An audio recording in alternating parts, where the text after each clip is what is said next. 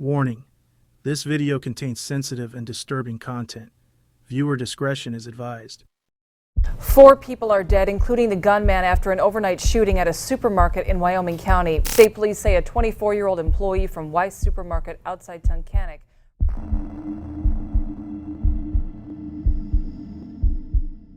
I know the surrealness of all this is probably creeping in right now with you thinking, I'm watching him right now and he's dead, you know?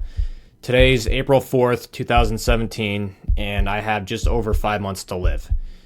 It's looking like September 7th is going to be the night rather, and here I am, recording on video for one of the last times. Midnight at Weis Market. The store was nearly silent. Just the hum of refrigerators and the occasional rustle of packaging as workers stocked shelves. The fluorescent lights buzzed softly overhead, washing everything in a dull, artificial glow. 5 employees moved through the aisles, caught up in their routine. None of them knew that one of their own had been waiting for this night his entire life. At 12:10 a.m., Randy Stair started blocking the exits. He stacked heavy wooden pallets in front of the emergency doors, working quietly, unnoticed. At 12:25 a.m., he walked into the break room. He unzipped a duffel bag he had placed there hours earlier and reached inside, his fingers wrapped around cold steel. 2 sawed-off shotguns. A deep breath. Then he stepped back into the aisles. Minutes later, the first gunshot ripped through the quiet. 3 people would never leave the store alive. 1 would barely escape. And soon, the world would come to learn the disturbing truth about Randy Stair, the YouTuber who became a killer. Randy Stair was born on September the 17th, 1992, in Pennsylvania. He had a stable childhood, a middle-class home, supportive parents. But Randy didn't see it that way. Even as a child, he felt different, just off and out of place. While other kids played sports or talked about superheroes, Randy kept to himself, staring out windows, lost in thoughts he couldn't explain. Unlike most kids, he didn't dream about what he wanted to be when he grew up. He imagined how he would die. By elementary school, he was already obsessed with fatal accidents, plane crashes, car wrecks, freak disasters. The idea of instant death fascinated him. It wasn't fear that drew him in. It was escape. His teenage journals reveal a mind that was slowly slipping away from reality. "I don't belong in this world," he wrote. "I should have died a long time ago." By high school, Randy had almost completely disappeared. He had no close friends. He never dated, never even seemed interested. He spent every moment outside of school alone. He wasn't bullied. He wasn't abused. He was just there. His parents saw his isolation, but assumed he was just shy, introverted, maybe a little different, but nothing to worry about. But inside his mind, something was changing, and soon he would find the one thing that gave him purpose: videos. In 2008, Randy Stair created a YouTube channel, Pioneer Productions. At first, his content was harmless, even goofy. He made Let's Play videos, comedy skits, and crude animations. His humor was awkward, but that was part of the charm. It didn't make him famous, but he built a small, loyal following, viewers who tuned in for his oddball personality. But over time, something shifted.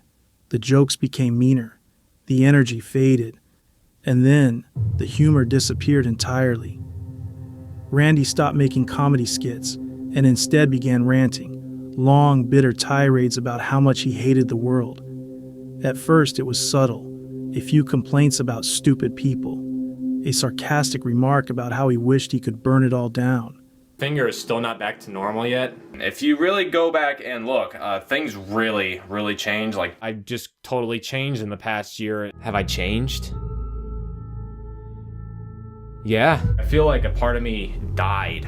2013 was when something broke in me. And then everything after that was dark content since 2013. And I've had plenty of, bad days. But I don't know what was said. I don't know if really harsh things were said. I don't know if they trashed me or made fun of me or whatever, but not that you would do that.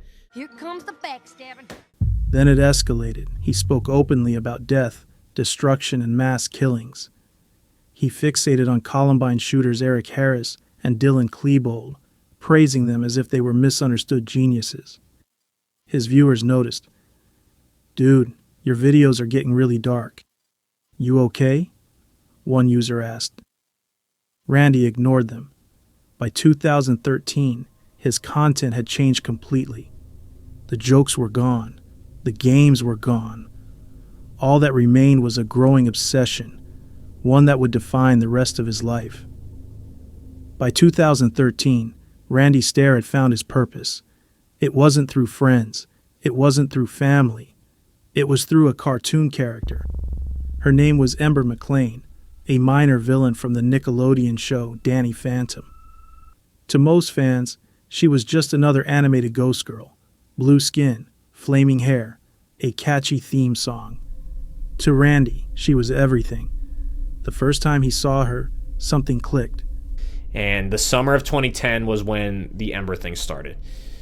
So I just remember, it was just something about how she looked. Like we all say, we all kind of matured a little when we first saw her, but it was just, it just looked familiar. And at the time, Danny Phantom had been around for, a good 6 years. So I kind of remember vaguely seeing that character back in 2006. But it felt like so much more at home for me now. It just seemed like so much more than just being familiar with her. He didn't just admire her. He wanted to be her. And the more he thought about it, the more convinced he became. Ember was real. She was calling to him, speaking to him in ways no human ever had. He believed she had been waiting for him, guiding him toward his true destiny. He wasn't supposed to be here. He wasn't human. "This body is a prison," he wrote in his journal. "I should be with her." At first, it was just a thought. Then it became an obsession. And then it became a mission.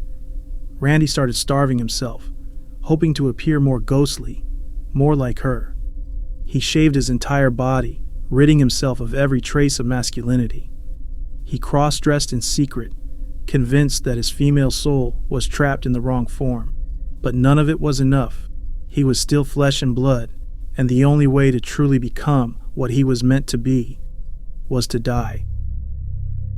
That belief consumed him. He poured his obsession into a new project, an animated series called Ember's Ghost Squad. It wasn't just a fan-made show. It was a blueprint. The series followed ghostly female characters who carried out mass killings before ascending to another existence. He wasn't just creating fiction. He was preparing for his own ascension. By early 2017, Randy had made his decision. It was time to leave this world behind. It was time to join Ember. By early 2017, Randy Stair had made up his mind. For years he had fantasized about leaving this world, shedding his human form, and becoming what he was meant to be, a ghost. But Randy didn't want to go alone. If he was going to ascend, he wanted to take others with him. And now, it was time to make it real. The gun purchases. In May 2017, Randy walked into a gun shop and bought a Mossberg 500 shotgun. His parents never questioned why their reclusive, jobless son suddenly needed a shotgun. A few weeks later, he went back and bought a second one. Now he had 2 weapons. To Randy, they weren't just tools. They were sacred objects. He gave them names, Mackenzie and Rachel, characters from Ember's Ghost Squad. "They're my girls," he wrote in his journal. "They're coming with me." The line between fiction and reality had officially vanished.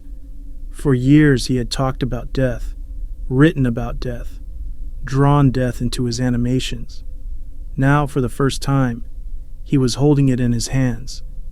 And soon, the world would know what that felt like.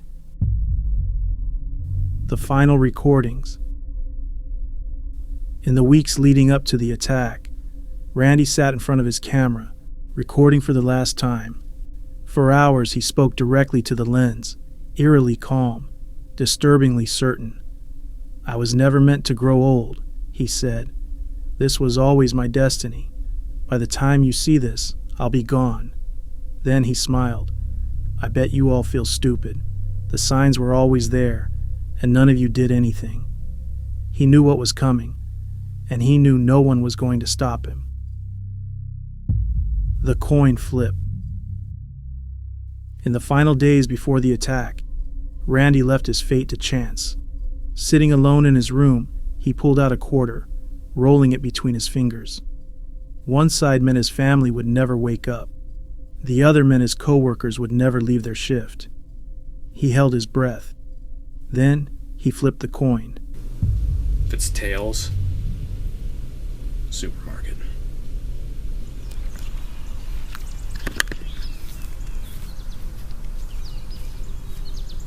Best of 3. Here we go.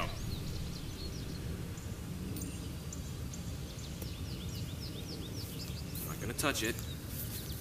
You will see it as I see it. If I can find it.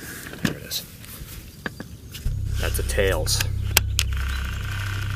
See that? Number 2. Looking at it. You land, you son of here. Heads. Had to be, huh? Have to have it come down to the very last coin flip. Okay, this is it. For all the marbles. Except we're playing for like much more than marbles here.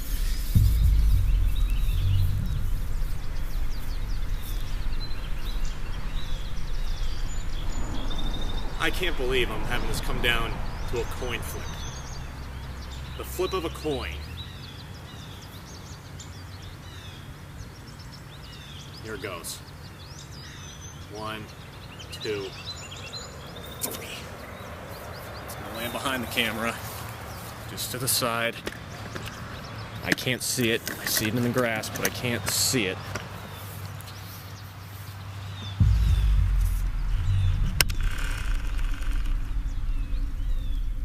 Tails. That is a tails, folks. Tails. It landed on tails. That was it. Decision made. His fate, and the fate of everyone inside Weis Market, was sealed. June 7th, 2017. 11 p.m. Randy Stair walks through the doors of Weis Market, just like he had hundreds of times before. Inside, the store felt the same as it always did. The overhead lights buzzed softly.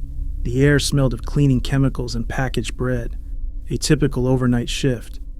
The 4 employees inside had no reason to believe it would be their last.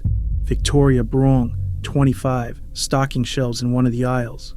Terry Sterling, 63, finishing his usual tasks near the back of the store. Brian Hayes, 47, moving between sections, focused on his work. Kristen Newell, 25, organizing inventory, unaware of what was coming. They chatted here and there, moving through their routines. None of them noticed that Randy had 2 sawed-off shotguns hidden in the break room. To them, it was just another night. 12:10 a.m. The setup.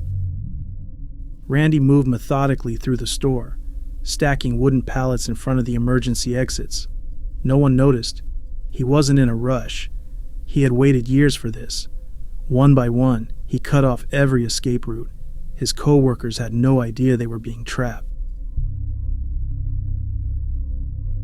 12:25 a.m. The first shot. Randy walked into the break room, his pulse steady. He unzipped his duffel bag and reached inside, his fingers wrapped around cold metal. Then he stepped into the aisles. For a brief moment, the store was silent. Then, the first gunshot shattered the night. Victoria Brung's murder. Victoria never saw it coming. She was in the frozen foods aisle, stocking shelves, lost in her own world. Her headphones were in. The hum of the refrigerators, the soft rhythm of her music. She didn't hear Randy step behind her. She didn't hear him raise the shotgun. The first shot tore through her chest. She staggered, gasping, struggling to understand what had just happened. Then instinct kicked in. She turned to run, but she didn't get far. The second shot hit the back of her skull. She collapsed. Blood pooled across the tile floor. Kristen Newell, working nearby, heard the blast. She froze, confused. A prank? A firecracker? Some kind of joke? Then she looked down the aisle, and she saw him. Randy was standing over Victoria's body, staring at his work. Then he looked up. Their eyes met. Kristen's stomach dropped. She didn't move. She didn't breathe. Randy could have pulled the trigger, but instead, he just turned and walked away. Kristen didn't wait for an explanation. She ran. Her feet pounded against the tile as she charged toward the nearest exit. She slammed into the barricade, throwing her weight against it, shoving, pushing, until finally she broke through. She stumbled into the parking lot, hands shaking as she reached for her phone. 911. There's been a shooting at Weis Market. I don't know who's left alive. Please hurry. Terry Sterling and Brian Hayes. Inside the store, Randy kept going. He stepped into another aisle where Terry Sterling had heard the gunshots. The 63-year-old turned toward the noise, eyes wide, confusion etched across his face. He never even got the chance to run. Randy raised the shotgun. A blast ripped through Terry's back and shoulder. He crumpled to the floor, dead within seconds. Then came Brian Hayes. Unlike the others, Brian saw him coming. Maybe he heard the shots. Maybe he understood in an instant what was happening. But it didn't matter. Randy lifted the shotgun. Brian threw up his hands, a desperate instinct to shield himself.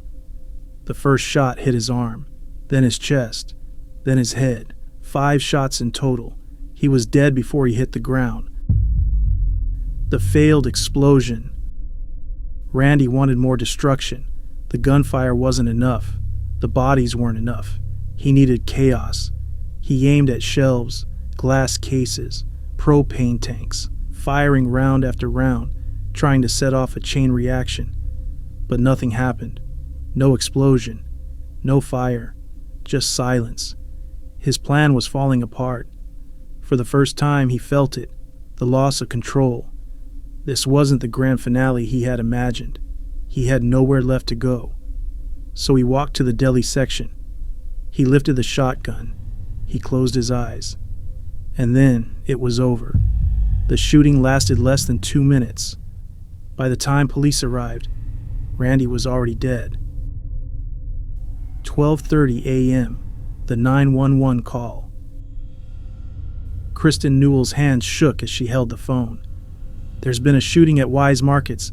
I don't know who's left alive. Please hurry. Her breath was ragged, her voice cracking. She had barely escaped.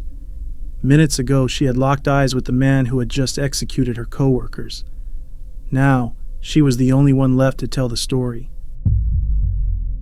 12:35 a.m. The first responders arrive. Police arrived to find a scene of destruction. Glass shattered, shelves ripped apart, blood smearing the tile. And then they found the bodies. Victoria Brung, 25, shot twice.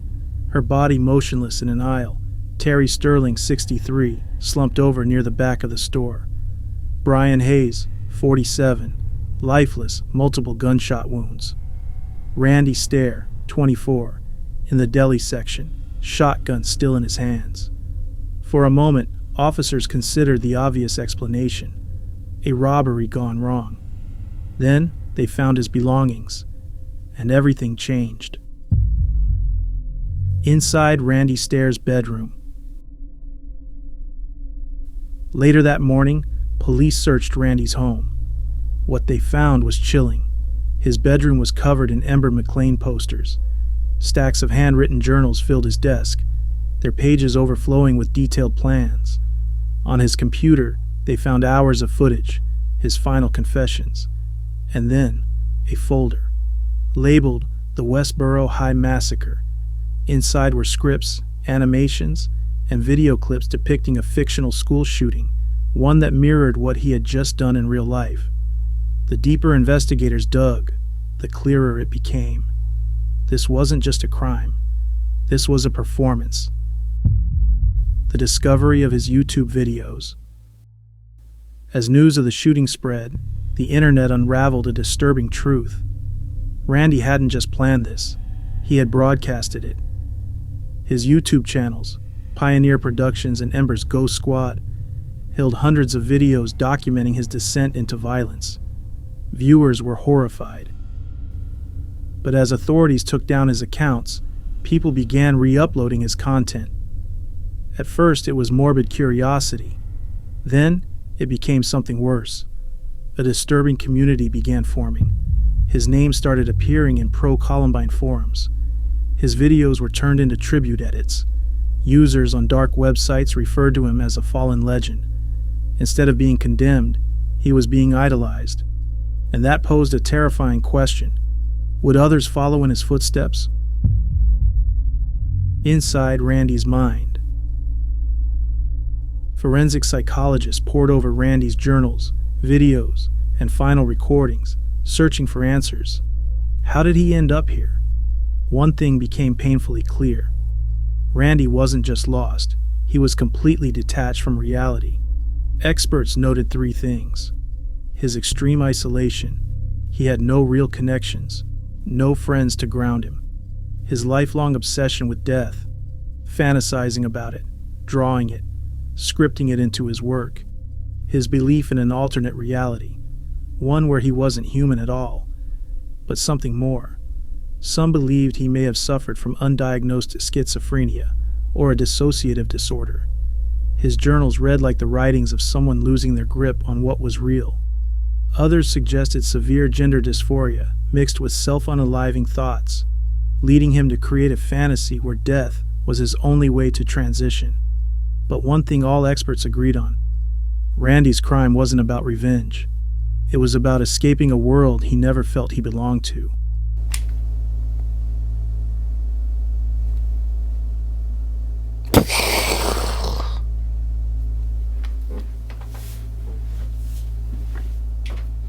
What's up? It's empty. She's empty. Mackenzie's empty, unfortunately. The missed warning signs. Randy never hid his intentions. He documented everything. His journals, his videos, his tweets. His entire plan was right there, waiting to be noticed. So why didn't anyone stop him? The warning signs were everywhere. His YouTube videos referenced mass shootings. His journal entries outlined his plan in explicit detail. His final tweets all but announced what he was about to do. One of his last messages read, "Goodbye, humans. I'll miss you all." But no one reported him. His co-workers had no idea what was coming. His parents assumed he was just a reclusive young man, obsessed with his videos. Looking back, it's easy to say someone should have spoken up. So, Mackenzie is by far my favorite one. I loved Rachel too, but this one I loved. Just because it's shorter. It's a little bit more powerful, kicks a little bit harder too, but this is the gun I feel that is going to be the one doing most of the work and also finishing me off. Rachel, it's kind of funny. I envisioned that being just the one and only gun because that was before I even knew I was going to do this. But Randy had spent years hiding in plain sight. And when the moment finally came, no one believed he would actually do it. Remembering the victims. Randy Stair became the focus of headlines. But the real tragedy? The 3 innocent lives stolen that night. Their families were left with unimaginable grief. Victoria Brong, 25 years old. Victoria was the kind of person who made people laugh without trying. She was bright, adventurous, and had dreams bigger than the small Pennsylvania town she grew up in. She wanted to travel, see the world, but Randy took that from her. Now, instead of planning her next trip, her family was planning her funeral. Terry Sterling, 63 years old. Terry had been weeks away from retirement, a grandfather, a hard worker who never missed a shift. His family had already made plans for his next chapter: fishing trips, more time with his grandkids. Instead, they got a phone call in the middle of the night. Instead of celebrating his next phase of life, they were forced to say goodbye. Brian Hayes, 47 years old, a husband, a father. Brian was a man who showed up, who did what he had to do for the people he loved. That night, he did what he had done countless times before. He went to work. He wasn't supposed to die in a grocery store aisle. His wife later said, he just went to work. He wasn't supposed to die that night. Kristen Newell, the only survivor. Kristen Newell was the only one who made it out alive, but survival came with its own weight. She later said, "I don't know why he let me go. I'll never understand it." For the rest of her life, she would carry that moment, locking eyes with Randy Stair, watching him turn away and knowing she was spared while the others weren't. 3 lives stolen, for what? A delusion, a fantasy, a belief in a world that never existed. What can we learn from this? The Weis Market massacre wasn't just another headline. It was a case study in warning signs ignored. For years, Randy hid in plain sight, writing about his plans, talking about mass murder, filling his content with disturbing messages. No one took him seriously. And now, we're left asking the same painful questions. How do we recognize when fantasy turns into real danger? Should platforms like YouTube flag content like his before it's too late? And most importantly, how many others are out there, slipping through the cracks? Because Randy wasn't the first, and he won't be the last. For years, experts have debated the media's responsibility when covering mass shootings. How much is too much? On one hand, reporting on these crimes educates the public and might help prevent future tragedies. On the other hand, giving the killer too much attention can turn them into a legend for the wrong people. Randy understood this better than most. He studied past shooters. He watched how the media covered Columbine, Virginia Tech, Sandy Hook. He learned what made them infamous. And then, he built his plan around it. He recorded final messages, explaining exactly why he was doing this. He scheduled video uploads, making sure his face and voice would live on after he was gone. He taunted the media, telling them they would finally see the real him. He knew exactly how the cycle worked. So how should cases like this be covered? By focusing on the victims, the warning signs, the solutions, not the killer's twisted self-image. Randy didn't just snap. He planned this for years. He wrote about violence, death, and his own distorted fantasies in public spaces. So why wasn't he stopped? Because no one believed he would actually do it. His co-workers didn't see the signs. To them, he was just the quiet guy who made weird YouTube videos. His online audience ignored the warnings. Now I duct taped the pistol grip thanks to Eric Harris. Gave me a little inspiration to do that because of the kickback on the gun. It was killing my hands, and this pistol grip was a pain in the ass because of the grooves it had in here. But yeah, put duct tape on it and got these gloves, and it's helped a lot. The jokes about mass murder, the obsession with Columbine, it was just edgy content. His parents didn't ask questions. He bought 2 shotguns. They never asked why. Mental health intervention never happened. No teachers, no doctors, no family members ever suggested he needed help. This isn't about blame. It's about the moments where intervention was possible. And next time, we can't afford to look the other way. For the families left behind, for the families of Victoria, Terry, and Brian, life will never be the same. They weren't supposed to be part of a true crime documentary. They weren't supposed to be statistics in a mass shooting case. Their families were burying them. And that's the real story. Not Randy's delusion about becoming a ghost, but the real human loss that never should have happened. After the Weis Markets shooting, one question echoed louder than the rest. Were there enough warning signs to stop this? The answer? Yes. Randy's behavior had been screaming for intervention. His obsession with mass shooters, his detailed writings about violence, his complete detachment from reality. Yeah, I'm my own wallpaper. Yeah. Me and Mackenzie, so I get to see her every time I get to look at the clock. I always see her. It's always nice. These weren't just passing thoughts. They were blaring sirens. So why didn't anyone stop him? His online audience. Thousands of people watched his videos. Some noticed his content getting darker. The violent rants, the way he spoke about going out in a blaze of glory. Now here's one thing I want to talk about. See this? In here is propane. In our supermarket, we have canisters like this. This is exactly where I got it from. This is the exact thing I'm talking about. We have about, I'd say 15 or 20 on a shelf. One of my new plans is to scoop these into a shopping cart and then shoot at it with the gas canister next to it, filled with gas.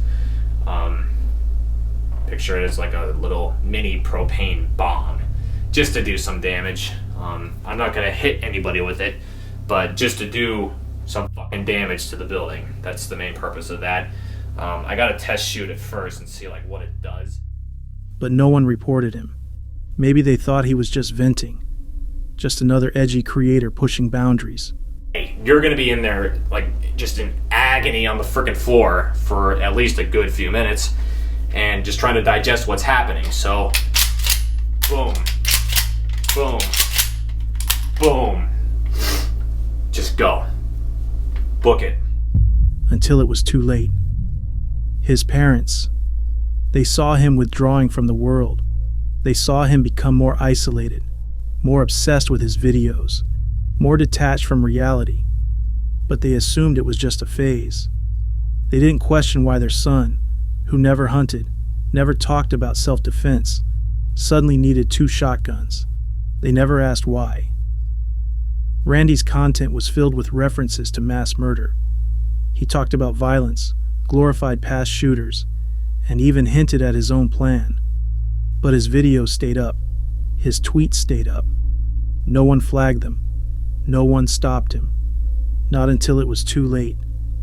Could stricter monitoring of online content, better mental health resources, or more proactive intervention have saved lives? We'll never know for sure. Randy Stair wasn't radicalized in the traditional sense. He didn't belong to an extremist group.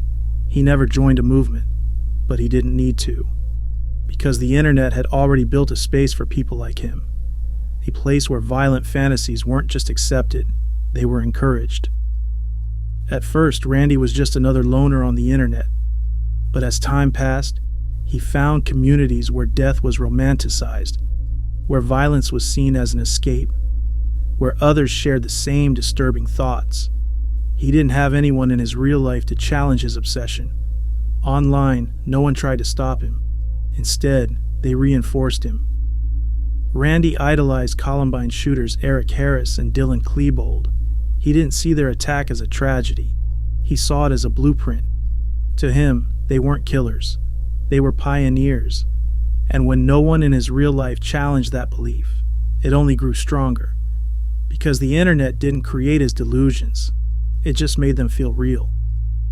The night of June 7th, 2017, Randy arrived at Weis Markets for his shift, just like he always did. His co-workers would later recall that he seemed quiet but intense, but no one knew what was about to happen. His final social media posts. Before heading to work, Randy left behind a message, a few cryptic tweets, casual on the surface, deadly in hindsight. Goodbye, humans. I'll miss you all. Tonight we rise.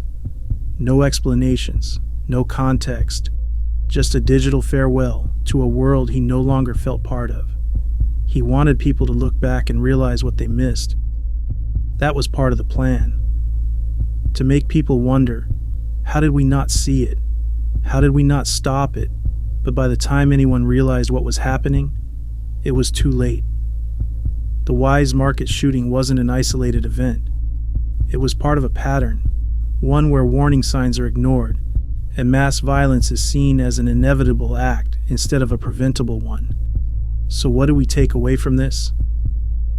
People don't just wake up one day and decide to kill. There are patterns, signs, behaviors that escalate over time. And if someone is obsessing over mass violence, romanticizing death, and showing a growing detachment from reality, that's not just dark humor. That's a red flag. Online platforms need accountability. Randy talked openly about mass murder. He wrote about killing. He made videos about it. He posted about it for the world to see. And yet, his content stayed up. No one stopped him. Not until it was too late. We have to stop ignoring red flags. People saw the warning signs.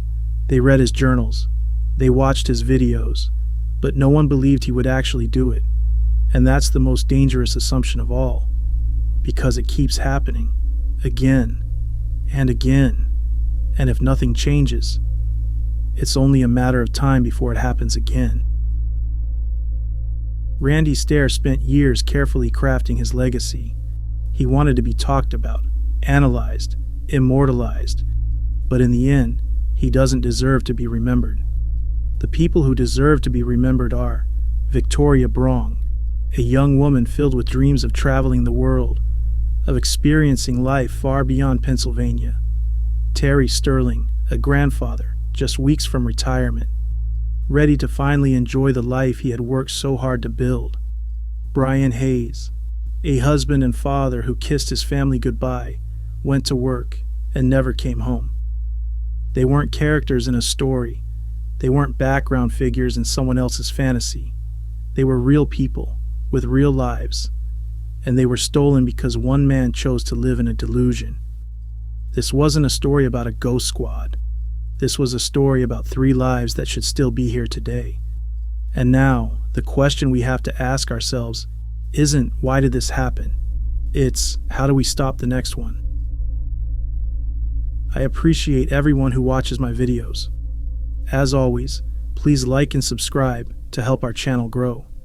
And also, if you need help, please reach out to someone. There's always someone that is more than willing to talk with you. If you romanticize about these types of people and their stories, please seek help.